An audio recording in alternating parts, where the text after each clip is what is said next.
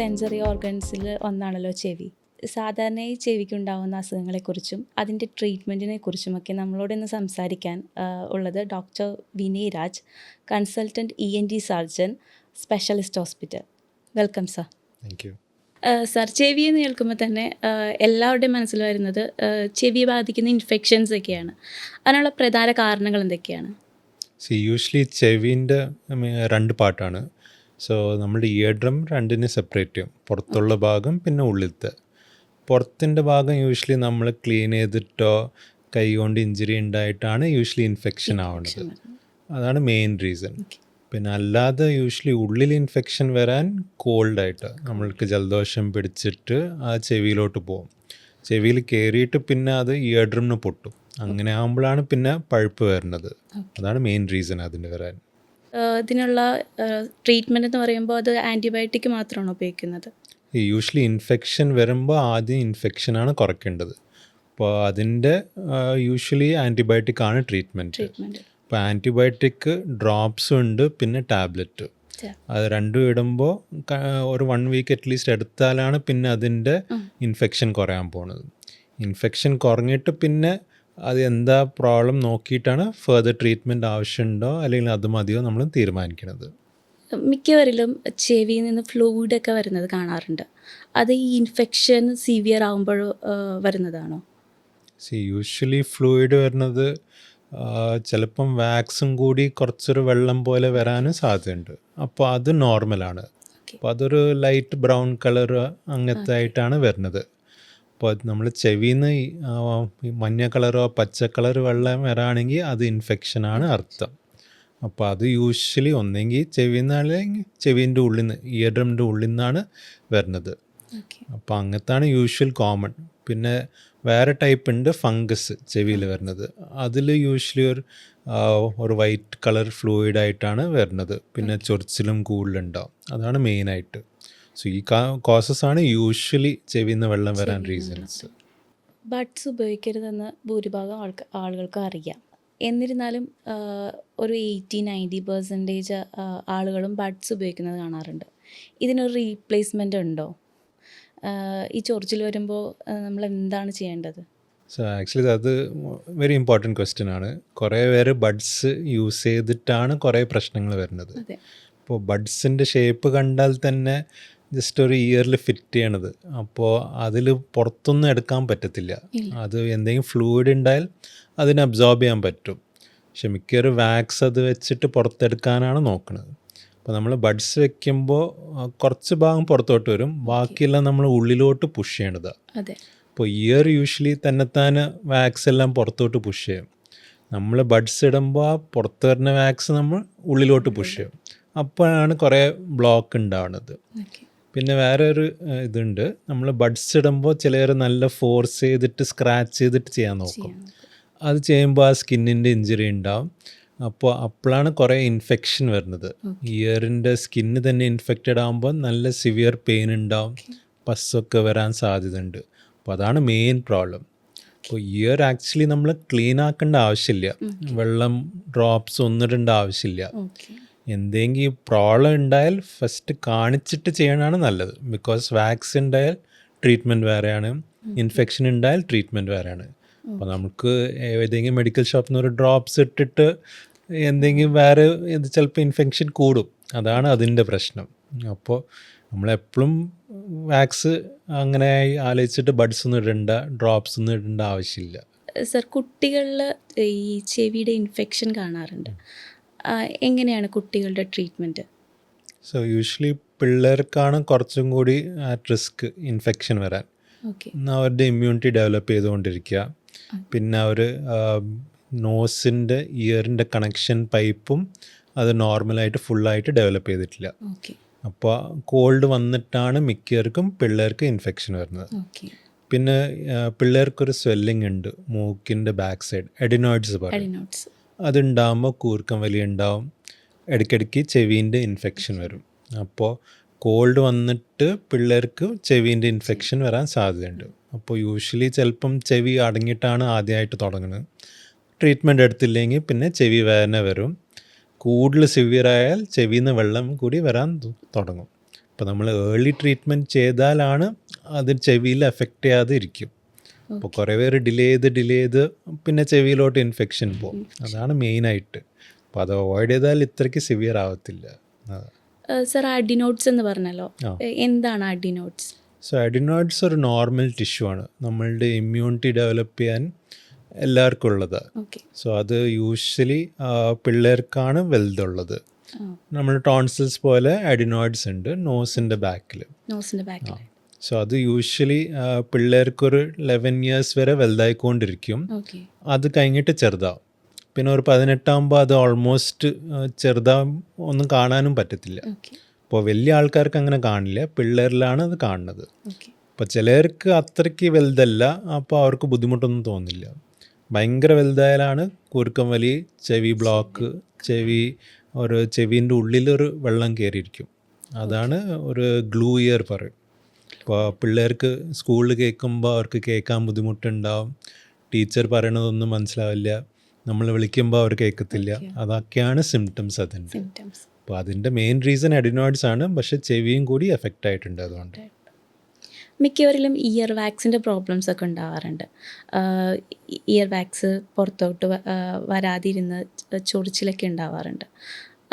എങ്ങനെയാണ് അത് ഉണ്ടാവുന്നത്? ജന്മന ഉണ്ടാവുന്നതാണോ അല്ലെങ്കിൽ genetically? So ear wax actually ഒരു നോർമൽ ബോഡി പ്രൊഡ്യൂസ് ചെയ്യണത്. നമ്മളുടെ ചെവീൻ്റെ തൊലിയും പൊടിയും എല്ലാം കളക്ട് ചെയ്തിട്ട് ഫോം ചെയ്യണതാണ് ഇയർ വാക്സ്.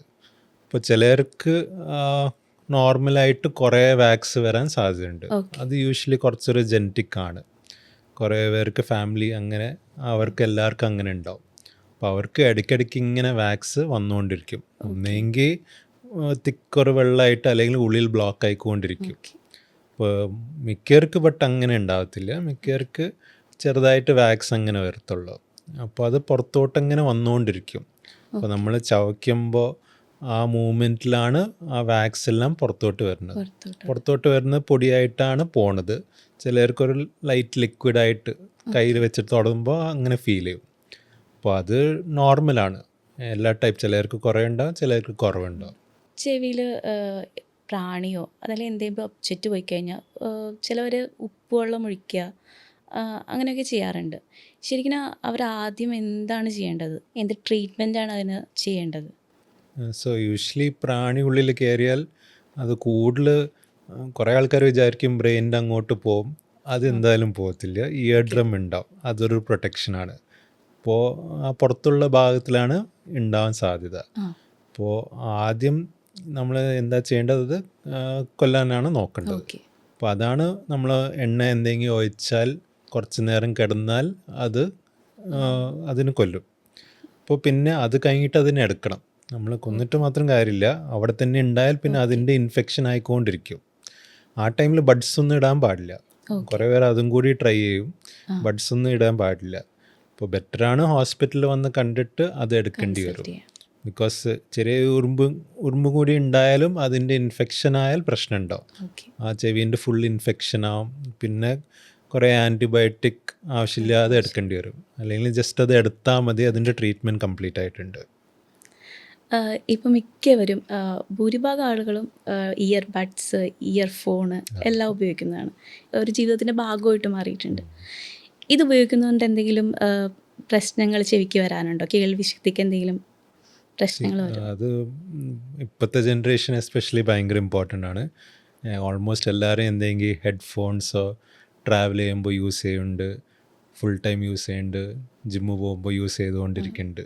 അപ്പോൾ അതിൻ്റെ പ്രശ്നം നമ്മൾ എത്ര വോള്യൂം എത്ര നേരം യൂസ് ചെയ്യുന്നുണ്ട്. അപ്പോൾ ചിലർ എസ്പെഷ്യലി ട്രാവൽ ചെയ്യുമ്പോൾ ബാക്ക്ഗ്രൗണ്ട് നോയ്സ് കൂടുതലാവും, അപ്പോൾ ഒരു വോള്യൂം നല്ലോണം കൂട്ടും.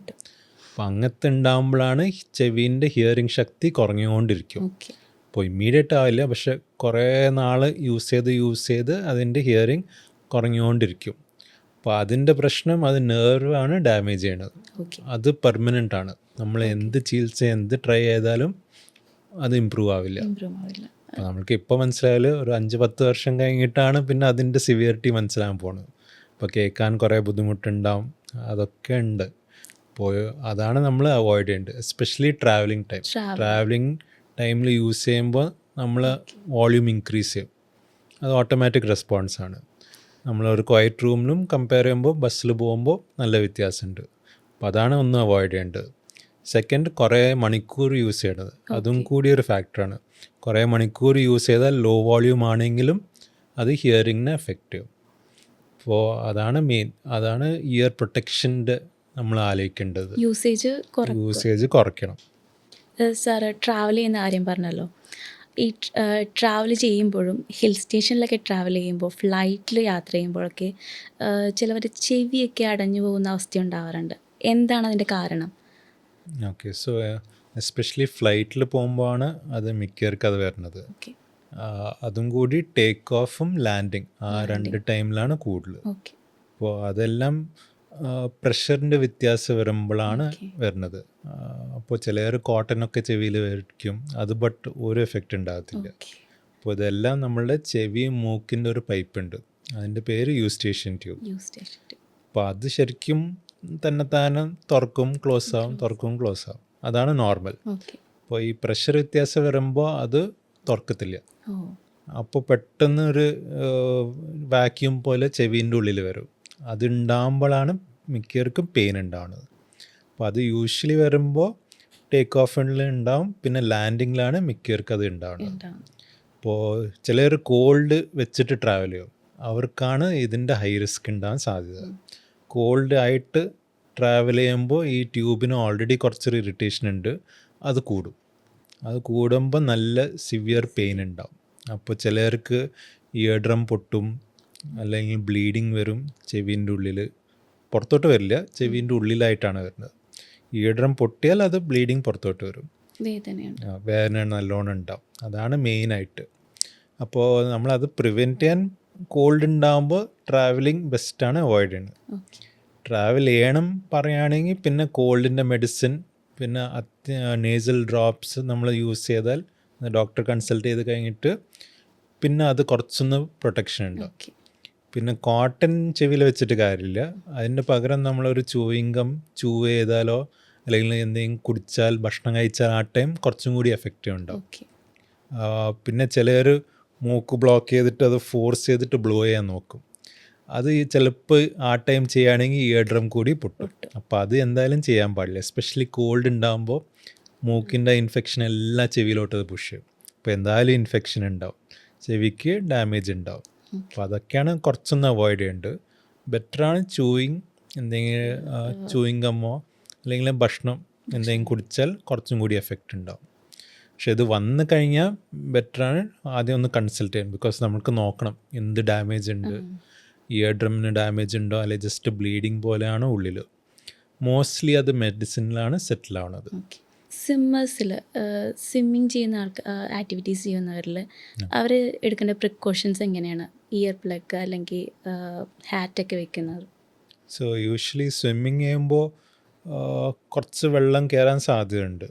അപ്പോൾ അതിന് പ്രിവെൻറ്റ് ചെയ്യാൻ നമ്മുടെ സ്വിമ്മിങ് ക്യാപ്പ് ചെവിയും കൂടി കവർ ചെയ്താൽ ചെവിയിൽ പോകാൻ സാധ്യത കുറവാണ്. അതില്ലെങ്കിൽ ഇയർ പ്ലഗ്സും കൂടി കിട്ടും. അപ്പോൾ കുറച്ചൊന്ന് ടൈറ്റായിട്ട് ഫിറ്റാക്കാൻ, അപ്പോൾ ചെവീൻ്റെ അകത്ത് വെള്ളം കയറില്ല. അതാണ് ഈ മെയിൻലി യൂസ് ചെയ്യണത്. ചെവിയിൽ വെള്ളം കയറിയാലും കൂടി നമ്മൾ അതിൻ്റെ ഉള്ളിൽ ഒന്ന് ഇട്ടിട്ട് ക്ലീൻ ആക്കാൻ പാടില്ല. അപ്പോൾ അത് ചെയ്യുമ്പോഴാണ് ഒരു ഇൻഫെക്ഷൻ വരുന്നത്. അത് സ്വിമ്മേഴ്സ് ഇയർ പറയും.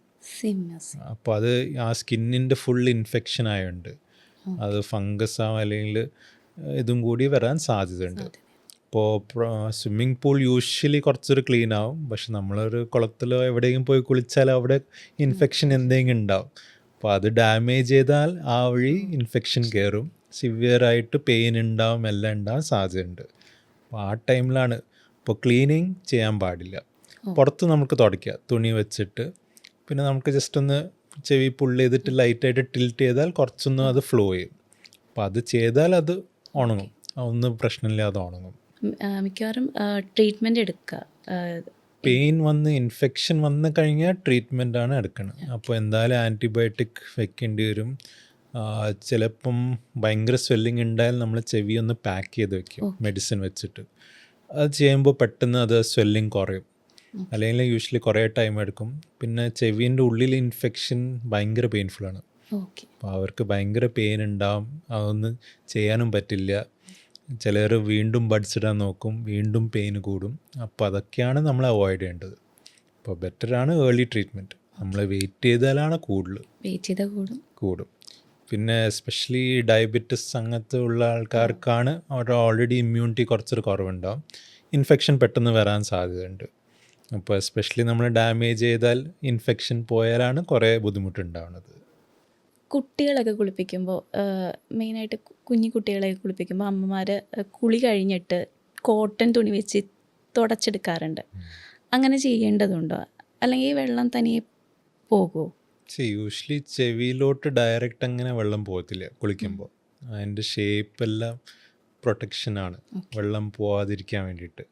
നമ്മൾ ഡയറക്റ്റ് ചെവിൻ്റെ ഉള്ളിൽ വെള്ളം ഇട്ടാലാണ് അത് കുറച്ചൊന്ന് പോകാൻ സാധ്യത. അപ്പോൾ അത് ആ ടൈമിൽ ചെയ്യണം നല്ലതല്ല.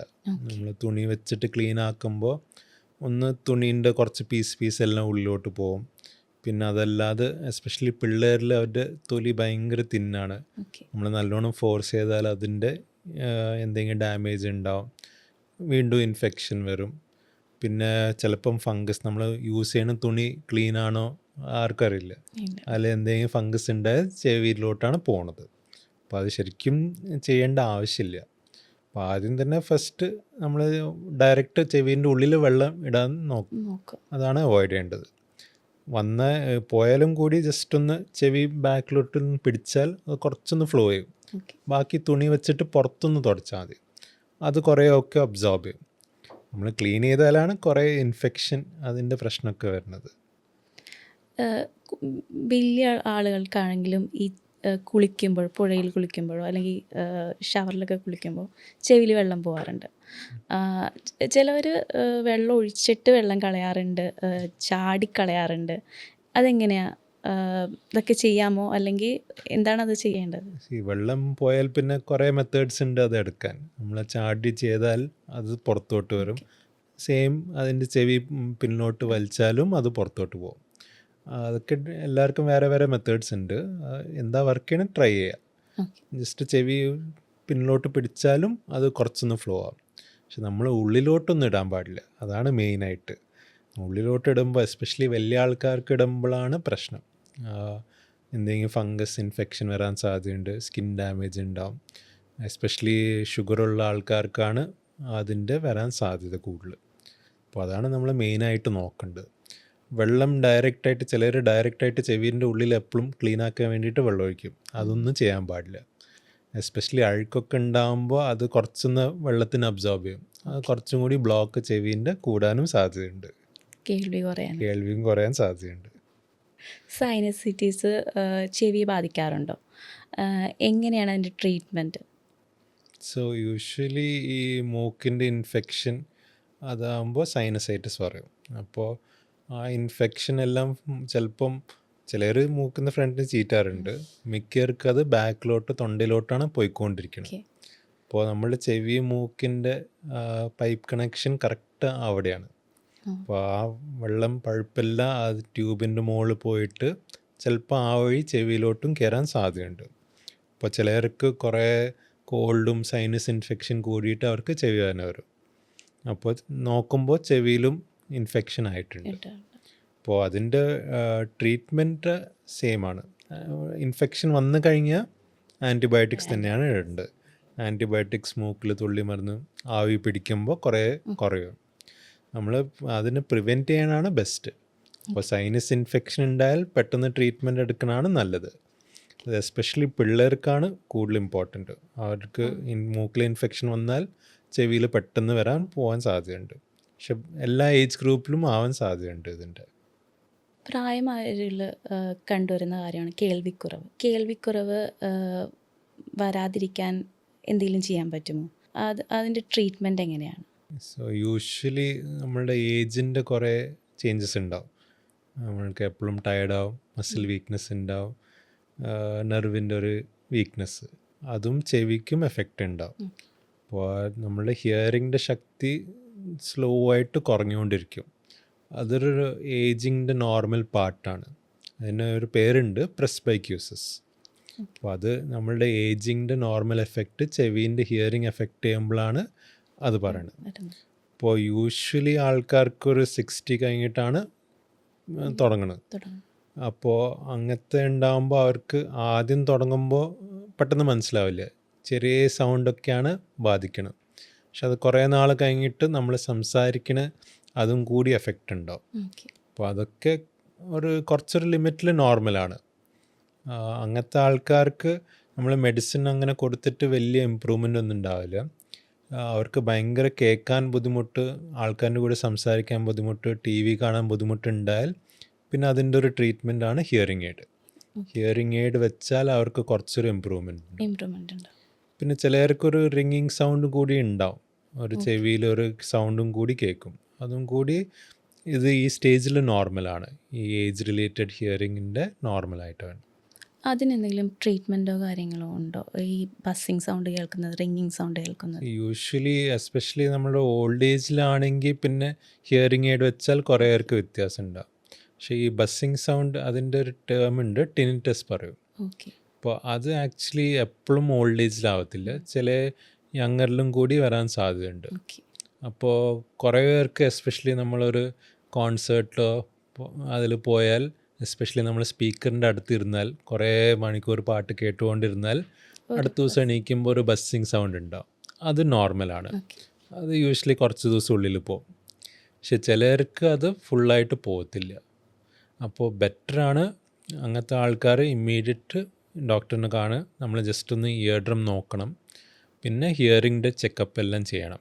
ബിക്കോസ് മിക്കവർക്ക് എന്തെങ്കിലും നെർവിൻ്റെ ഒരു വീക്ക്നെസ് ഉണ്ടാകുമ്പോഴാണ് ഒരു ചെറിയ ബസ്സിങ് സൗണ്ടായിട്ട് തുടങ്ങണം.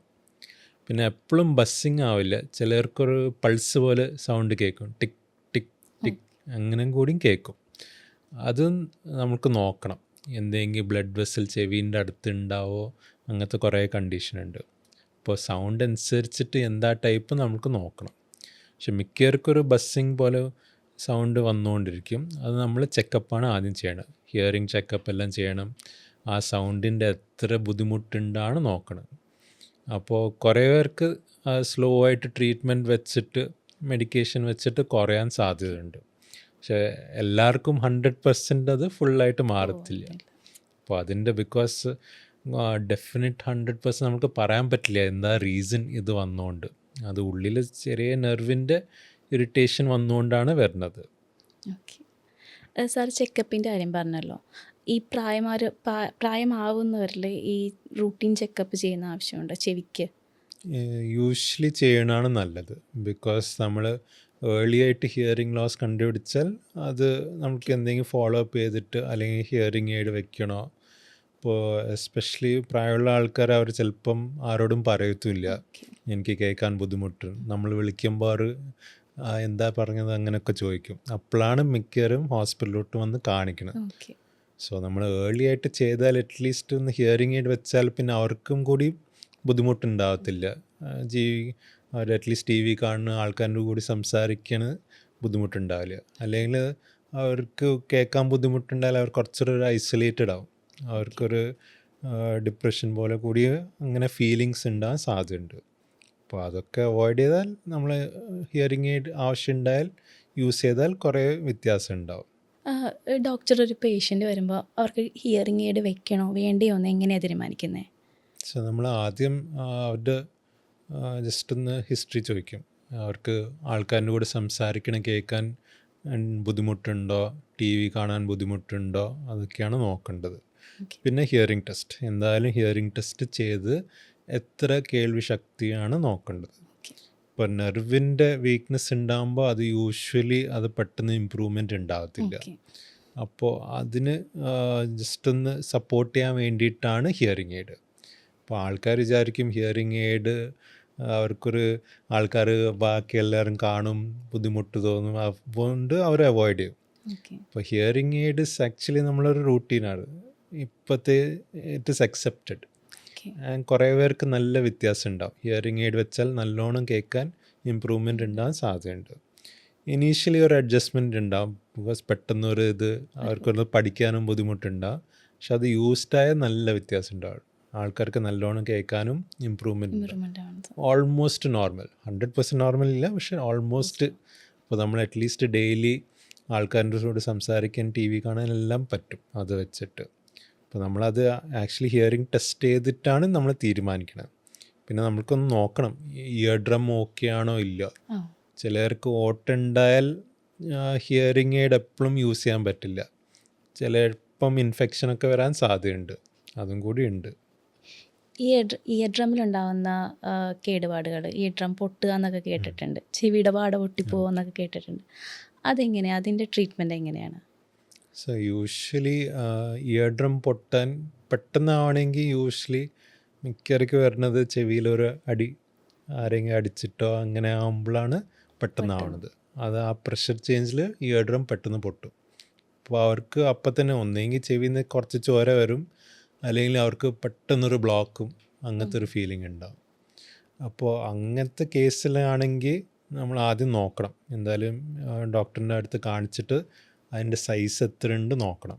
ചെറുതാണോ വലിയ ഓട്ടയാണോ ആണ് നോക്കേണ്ടത്, എത്ര സിവിയറാണ്. അത് നോക്കിയിട്ടാണ് നമ്മൾ ട്രീറ്റ്മെൻറ്റ് ഡിസൈഡ് ചെയ്യുന്നത്. ആദ്യത്തെ എന്തായാലും നമ്മൾ ജസ്റ്റ് വെയിറ്റ് ചെയ്യും, നോക്കും. മോസ്റ്റ്ലി മിക്കവർക്ക് തന്നെ ഉണങ്ങും. പ്രിക്കോഷൻ എടുക്കേണ്ടത് നമ്മൾ ചെവീൻ്റെ അകത്ത് ഒന്നും ഇടാൻ പാടില്ല. യൂഷ്വലി ആൾക്കാർ ആദ്യം തന്നെ മെഡിക്കൽ ഷോപ്പ് പോയിട്ട് ഡ്രോപ്സ് ഇടും. ഡ്രോപ്സ് ഇട്ടാൽ അത് മിക്ക ടൈം ഇൻഫെക്ഷനാവും. ഇൻഫെക്ഷനായാൽ അത് ഉണങ്ങത്തില്ല, അങ്ങനെ തന്നെ ഓട്ട ഉണ്ടാവും. ഇപ്പോൾ ഓൾറെഡി ഒരു ചെറിയ ഓട്ട അങ്ങനെ ഉണ്ടായാൽ അത് യൂഷ്വലി ഒന്നെങ്കിൽ ഒരാഴ്ച അല്ലെങ്കിൽ ഒരു മാസത്തിൻ്റെ ഉള്ളിലൊക്കെ ഉണങ്ങാൻ സാധ്യതയുണ്ട്. അത് ഉണങ്ങിയാൽ പിന്നെ വേറെ ഒന്നും ചെയ്യേണ്ട ആവശ്യമില്ല. അത് ഫുള്ളായിട്ട് ഉണങ്ങിയില്ലെങ്കിലാണ് പിന്നെ നമ്മൾ സർജറീൻ്റെ ചിലപ്പോൾ ആവശ്യമുണ്ടാവും. സർജറിയുടെ കാര്യം പറഞ്ഞല്ലോ സർ, ഏതൊക്കെ സാഹചര്യങ്ങളിലാണ് ഇയർ ഡ്രമ്മിന് സർജറി ചെയ്യേണ്ടി വരുന്നത്? അതിൻ്റെ പ്രൊസീജിയേഴ്സൊക്കെ എങ്ങനെയാണ്? സോ യൂഷ്വലി നമ്മൾ ഇയർ ഡ്രമ്മിൽ ഓട്ട അത് ഉണങ്ങിയില്ലെങ്കിലാണ് നമ്മൾ സർജറി ചെയ്യണത്. അപ്പോൾ അങ്ങനെ ഉണങ്ങിയില്ലെങ്കിലാണ് പിന്നെ ആൾക്കാർക്ക് കേൾവി കുറവുണ്ടാവും, ചെവിയിൽ നിന്ന് വെള്ളം ഇടയ്ക്കിടയ്ക്ക് വന്നുകൊണ്ടിരിക്കും. അത് അങ്ങനത്തെ സിറ്റുവേഷനിൽ എന്തായാലും സർജറി ചെയ്യണം. ബിക്കോസ് യൂഷ്വലി എല്ലാ പ്രാവശ്യം ഇൻഫെക്ഷൻ വന്നാൽ നമ്മളുടെ ഹിയറിങ്ങിൻ്റെ ശക്തി കുറഞ്ഞുകൊണ്ടിരിക്കും. എല്ലാ ഇൻഫെക്ഷൻ നമ്മുടെ ചെവീൻ്റെ നെർവിന് ഡാമേജ് ചെയ്തുകൊണ്ടിരിക്കും. അപ്പം അങ്ങനെയാണെങ്കിൽ സ്ലോ ആയിട്ട് ഹിയറിങ് കുറയും. ഹിയറിങ് അങ്ങനെ നെർവിൻ്റെ ശക്തി കുറഞ്ഞാൽ പിന്നെ അതിനൊന്നും ചെയ്യാൻ പറ്റില്ല. അപ്പോൾ അതിൻ്റെ മുമ്പ് നമ്മൾ ആ ഓട്ടന്ന് ക്ലോസ് ആയാൽ പിന്നെ പ്രോബ്ലം ഉണ്ടാകത്തില്ല. സോ ആൾക്കാർ വിചാരിക്കും ഭയങ്കര വലിയ ഓപ്പറേഷനാണ്, കുറേ നേരം റെസ്റ്റ് എടുക്കണം, അതൊക്കെയാണ് കുറേ പേരുടെ കൺസേൺസ്. സോ യൂഷ്വലി നമ്മൾ ഈ ഹോൾ ക്ലോസ് ചെയ്യാൻ ഇപ്പോഴത്തെ ലേറ്റസ്റ്റാണ് എൻഡോസ്കോപ്പ്. നമ്മൾ ക്യാമറ ഇട്ടിട്ട് ഭയങ്കര കട്ടിംഗ് ഒന്നും ചെയ്യേണ്ട ആവശ്യമില്ല, ചെവിൻ്റെ ഓട്ട കൂടി കയറിയിട്ടാണ് ക്ലോസ് ആക്കുന്നത്. അപ്പോൾ അത് ചെയ്യുമ്പോൾ ഒരു കീ ഹോൾ സർജറി പോലെ. അപ്പോൾ അതിന് റെസ്റ്റും കൂടുതലൊന്നും വേണ്ട. യൂഷ്വലി ഒരു 1 to 2 days അഡ്മിഷനാണ് ആവശ്യമുള്ളത്. വീട്ടിൽ പോയിട്ടും ബെഡ് റെസ്റ്റിൻ്റെ ഒന്നും ആവശ്യമില്ല. നോർമൽ ആൾക്കാർക്ക് ജോലിക്ക് പോവാം, റൂട്ടീൻ ആക്ടിവിറ്റീസ് എല്ലാം ചെയ്യാം. ചെവീൻ്റെ അകത്ത് ഉള്ളിൽ മാത്രം വെള്ളം കയറാതിരിക്കാനാണ് നോക്കേണ്ടത്. അപ്പോൾ അത് ചെയ്താൽ പിന്നെ ഹോൾ ക്ലോസ് ചെയ്താൽ അത് യൂഷ്വലി ഒരു 1.5 to 2 months എടുക്കും അത് ഒന്ന് ഉണങ്ങാൻ വേണ്ടിയിട്ട്. അത് ഉണങ്ങിക്കഴിഞ്ഞാൽ പിന്നെ പ്രോബ്ലം ഉണ്ടാകത്തില്ല, വീണ്ടും അങ്ങനെ വെള്ളം വരത്തില്ല. ഈ യൂഷ്വലി എല്ലാവരും പറയുന്ന ഒരു കാര്യമാണ് തല ചുറ്റുക, ഇയർ ബാലൻസ് പോവുക. എന്താണ് ഈ ഒരു അവസ്ഥ? എന്താണ് year balance? Year balance actually നമ്മളെ ബാലൻസ് മെയിൻറ്റെയിൻ ചെവീൻ്റെ മാത്രമല്ല, ചെവിയും ബ്രെയിനും നെർമ്പും എല്ലാം കൂടി ഒരു കോർഡിനേറ്റ് ചെയ്തിട്ടാണ് ബാലൻസ് മെയിൻറ്റെയിൻ. അപ്പോൾ എസ്പെഷ്യലി നമ്മൾ പെട്ടെന്ന് ഒരു പൊസിഷൻ മാറ്റുമ്പോൾ, കിടന്നിട്ട് എണീക്കുമ്പോഴോ അല്ല ഇരുന്നിട്ട് നിൽക്കുമ്പോൾ ആ പൊസിഷൻ മാറ്റുമ്പോൾ ചിലർക്ക് തലചുറ്റലുണ്ടാവും, റൂം ചുറ്റണ പോലെ ആയിട്ട് തോന്നും. അതാണ് യൂഷ്വലി ചെവീൻ്റെ ഭാഗമായിട്ട് വരുന്നത്. അപ്പോൾ അത് ചിലവർക്ക് വരും. അപ്പോൾ ചിലർക്ക് ആക്സിഡൻറ്റ് കഴിഞ്ഞിട്ടും വരാനും സാധ്യതയുണ്ട്, പക്ഷെ മിക്കവർക്ക് അത് റീസൺ ഒന്നും ഇല്ല, പെട്ടെന്ന് വരും. അപ്പോൾ അതിൻ്റെ ട്രീറ്റ്മെൻറ്റ് യൂഷ്വലി നമ്മൾ മെഡിസിനും കുറച്ചൊന്ന് എക്സസൈസ് ചെയ്താലാണ് അത് കറക്റ്റായിട്ട് മാറാൻ പോകുന്നത്. പക്ഷേ ഈ ബാലൻസിൻ്റെ കുറേ കാരണങ്ങൾ ഉണ്ടായതുകൊണ്ട് നമ്മളെല്ലാത്തിൻ്റെ ചെക്ക് ചെയ്തിട്ട് ചെവീൻ്റെ ആണോ ഉറപ്പിച്ചിട്ടാണ് പിന്നെ അതിൻ്റെ എക്സസൈസ് ചെയ്യാൻ പറ്റുള്ളൂ. ചിലർക്ക് ഞരമ്പിൻ്റെ ബുദ്ധിമുട്ടുണ്ടായി പിന്നെ അതിൻ്റെ ട്രീറ്റ്മെൻറ്റാണ് ചെയ്യണത്. അല്ലെങ്കിൽ സ്കാൻ ചിലപ്പോൾ ചെയ്യേണ്ട ആവശ്യമുണ്ടാവും, ബ്രെയിനിൻ്റെ എന്തെങ്കിലും ബുദ്ധിമുട്ടുണ്ടായാലും കൂടി. അപ്പോൾ നമ്മൾ കറക്റ്റായിട്ട് ചെവീൻ്റെ ടെസ്റ്റ് ചെയ്ത് നമ്മൾ കുറച്ചൊന്ന് ഡോക്ടറിൻ്റെ അടുത്ത് പോയി ടെസ്റ്റ് എല്ലാം ചെയ്ത് പിന്നെയാണ് നമുക്കൊന്ന് കറക്റ്റായിട്ട് ചെവീൻ്റെ ആണോ നോക്കണം. ഓക്കെ. അതുണ്ടായ പിന്നെ യൂഷ്വലി നമ്മൾ മെഡിസിനും എക്സസൈസ് ചെയ്താലാണ് കുറേ പേർക്ക് നല്ല വ്യത്യാസം ഉണ്ടാവും. അപ്പോൾ അതിൻ്റെ ട്രീറ്റ്മെൻറ്റ് കറക്റ്റായിട്ടാണ് മെയിൻലി ചെയ്യേണ്ടത്. ആൾക്കാർ വെറുതെ യൂഷ്വലി മെഡിസിൻ എടുക്കും, പിന്നെ വ്യത്യാസം ഉണ്ടാകത്തില്ല. അപ്പോൾ ഒരു റൂട്ടീനായിട്ട് അറ്റ്ലീസ്റ്റ് ഒരു ENT ഡോക്ടർ കണ്ടിട്ട് ഫസ്റ്റ് അതിൻ്റെ ടെസ്റ്റ് എല്ലാം ചെയ്തിട്ട് കറക്റ്റ് ഇയറിൻ്റെ ഒന്ന് ഡിസൈഡ് ചെയ്യണം. അതാണ് പിന്നെ ട്രീറ്റ്മെൻറ്റ് നമുക്ക് കറക്റ്റായിട്ട് ചെയ്യാൻ പറ്റുന്നത്. ചിലർക്ക് 2-3 ദിവസം കൊണ്ട് കേൾവി ശക്തി നഷ്ടപ്പെടാറുണ്ട്. അതെങ്ങനെയാണ് വരുന്നത്? സോ ചിലർക്ക് അങ്ങനെ പെട്ടെന്ന് ഒരു രാവിലെ എണീക്കുമ്പോഴോ എപ്പോൾ ആണെങ്കിൽ അത് ചിലപ്പം ഹിയറിങ് ഒന്നും ഉണ്ടാവില്ല. ഒരു സൈഡിലോ, യൂഷ്വലി ഒരു സൈഡിലാണ്, 2 സൈഡിൽ ഭയങ്കര റെയറായിട്ട്. യൂഷ്വലി അത് ഇൻഫെക്ഷൻ എന്തെങ്കിലും വന്നിട്ടാണ്, അത് ആ ഇൻഫെക്ഷൻ നമ്മളെ ചെവീൻ്റെ ഉള്ളിൽ കയറിയിട്ടാണ് അതാവണത്. അത് എന്തെങ്കിലും ആവും, ഒരു ജലദോഷമോ തൊണ്ടവേദനയോ അതും കഴിഞ്ഞിട്ടും വരാൻ സാധ്യതയുണ്ട്. ചിലർക്ക് അങ്ങനെ റീസൺ ഉണ്ടാവത്തില്ല. യൂഷ്വലി അങ്ങനെ ആകുമ്പോൾ നമ്മൾ എത്ര പെട്ടെന്ന് ഹോസ്പിറ്റലിൽ പോയി കാണിക്കണതാണ് നല്ലത്. ബിക്കോസ് നമുക്ക് ഏർലി ട്രീറ്റ്മെൻറ്റ് ചെയ്താലാണ് അതിൻ്റെ റിക്കവറീൻ്റെ ചാൻസ് നല്ല ഹൈ ആണ്. ലേറ്റായിട്ട് പോയാൽ പിന്നെ അത് റിക്കവർ ചെയ്യാൻ സാധ്യത വളരെ കുറവാണ്. ചിലർ ആക്സിഡൻറ്റ് കഴിഞ്ഞിട്ട് ഹിയറിംഗ് ലോസ് ഉണ്ടാവും. അത് യൂഷ്വലി ഫ്രാക്ചറായിട്ട് നമ്മൾ ഉള്ളിൽ ചെവി ഡാമേജ് ചെയ്തുകൊണ്ടാണ് അതാവണത്. അങ്ങനത്തെ സിറ്റുവേഷനിൽ റിക്കവറി വളരെ കുറവാണ്. അപ്പോൾ അതിന് വേറെ എന്തെങ്കിലും ചികിത്സയാണ് ചെയ്യേണ്ടത്. സാധാരണയായി ചെവിയുടെ സർജറിയുടെ കാര്യം പറയുമ്പോൾ കോക്ലിയർ ഇംപ്ലാന്റ് സർജറിനെ കുറിച്ച് കേൾക്കാറുണ്ട്. ഇത് ആർക്കാണ് ചെയ്യുന്നത്? സോ യൂഷ്വലി കോക്ലിയർ ഇംപ്ലാന്റ് ചില പിള്ളേർ ജനിക്കുമ്പോൾ അവർക്ക് കേൾവി ശക്തി ഉണ്ടാവില്ല. ഇപ്പോൾ അങ്ങനത്തെ പിള്ളേർ നമ്മൾ ഡീറ്റെയിൽഡ് ഇവാലുവേഷൻ ചെയ്തിട്ട് ചെവിക്ക് ആ നെർവ് ഫങ്ഷനിങ് ഉണ്ടായാൽ നമുക്ക് ചെയ്യാൻ പറ്റുന്ന സർജറിയാണ് കോക്ലിയർ ഇംപ്ലാന്റ്. ഈ നെർവിൻ്റെ സഹായിക്കാൻ വേണ്ടിയിട്ടാണ്. അപ്പോൾ അതൊരു സ്പെഷ്യലൈസ്ഡ് സർജറിയാണ്.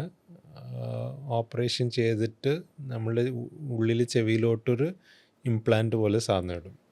അപ്പോൾ അത് വെച്ചിട്ട് പിന്നെ സർജറി മാത്രം ചെയ്തിട്ട് കാര്യമില്ല, സർജറി പ്ലസ് കുറേ സ്പീച്ച് തെറാപ്പി ചെയ്ത് പിള്ളേർക്ക് സംസാരിക്കാൻ പറ്റും. സോ നമുക്ക് ജനിച്ചപ്പോൾ കേൾക്കാൻ ശക്തിയില്ലെങ്കിൽ പിന്നെ നമ്മളുടെ സ്പീച്ചും കൂടി ഡെവലപ്പ് ചെയ്യില്ല. നമ്മൾ കേട്ടിട്ടാണ് സംസാരിക്കാൻ പറ്റുന്നത്. കേൾക്കാത്ത പിള്ളേർക്ക് സംസാരിക്കാൻ പറ്റത്തില്ല. അപ്പോൾ അങ്ങനത്തെ പിള്ളേർക്കാണ് നമ്മൾക്ക് അവരുടെ ഡെവലപ്മെൻറ്റ് ബാക്കിയുള്ള നോർമലാണെങ്കിൽ നമുക്ക് ചെയ്യാൻ പറ്റുന്ന സർജറിയാണ് കോക്ലിയർ ഇംപ്ലാന്റ്.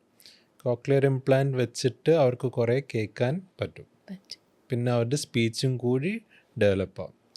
അപ്പോൾ അതിന് ചെയ്യാൻ ഏർലിയസ്റ്റാണ് ബെറ്റർ. നമ്മൾ ചെറിയ വയസ്സിൽ ചെയ്താലാണ് അതിൻ്റെ ഇമ്പ്രൂവ്മെൻറ്റ് മാക്സിമം വരാൻ പോകുന്നത്. ഇപ്പോൾ യൂഷ്വലി മാക്സിമം ഒരു 5 to 6 years ആണ് പറയണത്.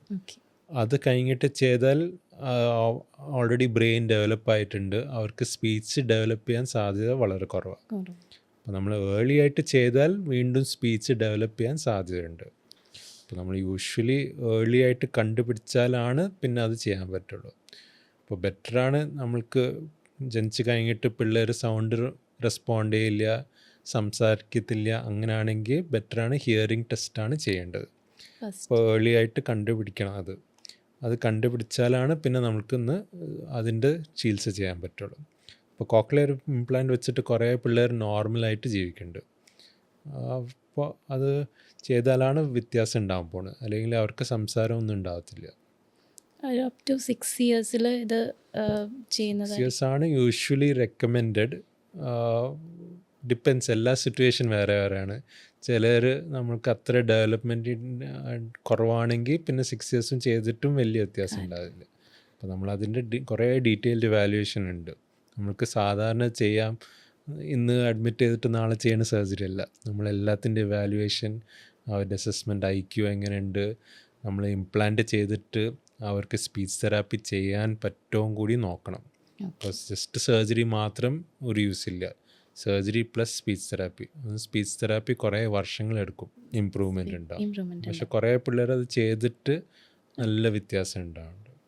ചെവിയെ ബാധിക്കുന്ന മറ്റ് അസുഖങ്ങൾ, പ്രധാന അസുഖങ്ങൾ എന്തൊക്കെയാണ്? സോ യൂഷ്വലി മെയിൻലി 2 കോമൺ ഉണ്ട്. ഒന്ന് ഒരു കണ്ടീഷൻ മിനിയസ് ഡിസീസ് പറയാം. ഓക്കെ. അപ്പോൾ അത് നമ്മുടെ ഉള്ളിലത്തെ ചെവി, ഏറ്റവും ഉള്ളിലെ ഭാഗം, അതിലൊരു ഫ്ലൂയിഡ് ഇംബാലൻസ്, വെള്ളം കുറച്ചൊരു എക്സ്ട്രാ വരുന്നത്. നമ്മൾ ഒഴിക്കണ വെള്ളം ഒന്നല്ല, ഓക്കെ. ഇത് ബോഡി തന്നെ കൺട്രോൾ ചെയ്യും. അപ്പോൾ അതിൽ കുറച്ചൊരു എക്സ്ട്രാ വരുമ്പോഴാണ് വരുന്നത് ഇങ്ങനത്തെ ഒരു കണ്ടീഷൻ. അപ്പോൾ അത് ഉണ്ടാകുമ്പോൾ ആൾക്കാർക്ക് യൂഷ്വലി തലകറക്കം ഉണ്ടാവും, ചെവിയിൽ മൂളൽ, കേൾവി കുറവ്. ആ 3 സിംറ്റമാണ് മിക്കവർക്ക് വരുന്നത്. അത് എപ്പോഴും ഉണ്ടാവില്ല, കുറച്ച് ദിവസം ഉണ്ടാവും, പിന്നെ കുറേ നാൾ നോർമലാവും, പിന്നെ വീണ്ടും വരും. അങ്ങനത്തെ ആണ് വരുന്നത്. അതുണ്ടാകുമ്പോൾ ആണ് യൂഷ്വലി മിനിയസ് ഡിസീസ് പറയണത്. ഓക്കെ. അപ്പോൾ അത് യൂഷ്വലി ബോഡി തന്നെ ഒരു പ്രോപ്പറായിട്ട് കൺട്രോൾ ചെയ്യാത്തത് കൊണ്ടാണ് ചെവിയിൽ ഫ്ലൂയിഡ് വരുന്നത്.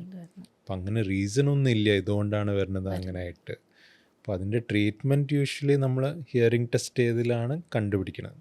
പിന്നെ സിംറ്റംസ് എന്തൊക്കെയാണ് ഉള്ളത് വെച്ചിട്ടാണ് ഡിസൈഡ് ചെയ്യുന്നത്. ട്രീറ്റ്മെൻറ്റാണ് നമ്മൾ കുറച്ചൊന്ന് ഡയറ്റ് വെച്ചിട്ട് കൺട്രോൾ ചെയ്തിട്ട് മെഡിസിൻ വെച്ചാലാണ് കുറേ പേർക്ക് വ്യത്യാസം ഉണ്ടാവുന്നത്. അത് നമ്മൾ മെയിനായിട്ട് ട്രീറ്റ്മെൻറ്റ് ഉദ്ദേശിച്ച് അതിൻ്റെ തലകറക്കം സിവിയറിറ്റി കുറയ്ക്കാനും പിന്നെ എപ്പോഴും വരുന്ന ഗ്യാപ്പ് ഒന്ന് കൂട്ടാൻ. അപ്പോൾ ആൾക്കാർക്ക് കുറേ നാളും പ്രശ്നം ഉണ്ടാവില്ല. അതാണ് മെയിനായിട്ട്. പിന്നെ വേറൊരു ഇമ്പോർട്ടൻറ്റ് കണ്ടീഷൻ ഉണ്ട്, അത് ഓട്ടോസ്ക്ലിറോസിസ് പറയും. അപ്പോൾ നമ്മുടെ ചെവീൻ്റെ കേൾക്കാൻ ചെറിയ ബോൺസ് ഉണ്ട്, അതിൻ്റെ ഒരു ബോണും കുറച്ചൊരു ഡിസീസാണ് ഓട്ടോസ്ക്ലിറോസിസ്. അപ്പോൾ ഈ ബോൺസ് എല്ലാം നീങ്ങണം. ഈ കണ്ടീഷനിൽ അത് നീങ്ങത്തില്ല, ആ ഒരു ബോണ്. അത് നീങ്ങിയില്ലെങ്കിൽ സൗണ്ട് ഉള്ളിലോട്ട് പോകത്തില്ല. അപ്പോൾ അത് യൂഷ്വലി ലേഡീസിനാണ് എഫക്റ്റ് ചെയ്യണത്, മിക്കവർക്കും ലേഡീസാണ്. പിന്നെ ഫാമിലി ഹിസ്റ്ററിയും ഉണ്ട്, അതാണ് പ്രശ്നം. ഇപ്പോൾ ഫാമിലിയിൽ ഒരാളുണ്ടായാൽ പിന്നെ അടുത്ത ജനറേഷനും ഉണ്ടാവാൻ സാധ്യതയുണ്ട്. അപ്പോൾ അതിൻ്റെ ട്രീറ്റ്മെൻറ്റ് മിക്ക ടൈം ഇസ് സർജറി വെച്ചാൽ നമ്മൾ ആ ഡാമേജ് പാർട്ട് റീപ്ലേസ് ചെയ്താൽ നല്ലോണം ഹിയറിംഗ് എയ്ഡ് ഉണ്ടാവും. ചിലർക്ക് ബട്ട് സർജറിക്ക് ഫിറ്റായില്ലെങ്കിൽ ഹിയറിംഗ് എയ്ഡും വെക്കാം. ഹിയറിംഗ് എയ്ഡ് വെച്ചാൽ കുറച്ചൊരു ഇമ്പ്രൂവ്മെൻറ്റ് ഉണ്ടാവും, പക്ഷേ സർജറിൻ്റെ അത്രയ്ക്ക് ഉണ്ടാവില്ല, എഫക്റ്റ് ഉണ്ടാവില്ല. ഓൾമോസ്റ്റ് സെയിം, ബട്ട് സർജറിയാണ് കുറച്ചും കൂടി ബെറ്റർ. സർജറി വെച്ചാൽ നല്ല വ്യത്യാസം ഉണ്ടാവും. അപ്പോൾ അതാണ് 2 മെയിൻ കണ്ടീഷൻസ്. ഇതിന് സിംറ്റംസ് എന്തൊക്കെയാണ്? സോ നമ്മളുടെ ഓട്ടോസ്ക്ലിറോസിസിന് മെയിൻലി ഹിയറിംഗ് ലോസ് ആണ് സിംറ്റം. അതും എപ്പോഴും ഉണ്ടാവത്തില്ല. ഒരു യൂഷ്വലി ഒരു ഏർലി ചൈൽഡ്ഹുഡ് കഴിഞ്ഞിട്ട് ഒരു 20 years കഴിഞ്ഞിട്ടാണ് ഡെവലപ്പ് ചെയ്യണത്. അത് കൂടിക്കൊണ്ടിരിക്കും ഒരു 40-50 അങ്ങനെ വരെ. അത് കഴിഞ്ഞാൽ യൂഷ്വലി സ്റ്റേബിളാവും, അത് കഴിഞ്ഞാൽ യൂഷ്വലി കൂടത്തില്ല. അപ്പോൾ ആ ടൈമിലാണ് അത് ഉണ്ടാവുന്നത്. അപ്പോൾ അത് കണ്ടുപിടിക്കാൻ എളുപ്പം, നമ്മൾ ഹിയറിംഗ് ടെസ്റ്റ് ചെയ്താൽ മതി. ഹിയറിംഗ് ടെസ്റ്റ് ചെയ്താൽ അതിൽ മനസ്സിലാവും, ക്ലിയറായിട്ട് മനസ്സിലാകാൻ പറ്റും. അതും മിക്ക ടൈം അത് 2 ചെവിനാണ് ബാധിക്കുന്നത്. റെയറായിട്ട് ഒരു സൈഡ് മാത്രം, ബട്ട് മിക്കവർക്ക് 2 സൈഡാണ് എഫക്റ്റ് ചെയ്യണത്. അപ്പോൾ അറ്റ്ലീസ്റ്റ് ഒരു സൈഡ് നമ്മൾ സർജറി ചെയ്താൽ അവർക്ക് നല്ല വ്യത്യാസം ഉണ്ടാവും. പിന്നെ അത് കുറച്ച് മാസം കഴിഞ്ഞിട്ട് ഓപ്പോസിറ്റ് സൈഡും കൂടി ചെയ്യാം. അത് ചെയ്താലാണ് അതിൻ്റെ ഫുൾ ഇമ്പ്രൂവ്മെൻറ്റ്. ഒരു ടൈം ചെയ്താൽ യൂഷ്വലി വേറെ ബുദ്ധിമുട്ടൊന്നും ഉണ്ടാകത്തില്ല. ചെവിയുടെ ആരോഗ്യത്തെ പറ്റിയും ചെവിയിലുണ്ടാകുന്ന അസുഖങ്ങൾ, അതിൻ്റെ ട്രീറ്റ്മെൻറ്റ്, അതിൻ്റെ പരിഹാരങ്ങൾ ഒക്കെ സാറ് പറഞ്ഞു തന്നു. Thank you for your valuable time. Thank you sir. Welcome.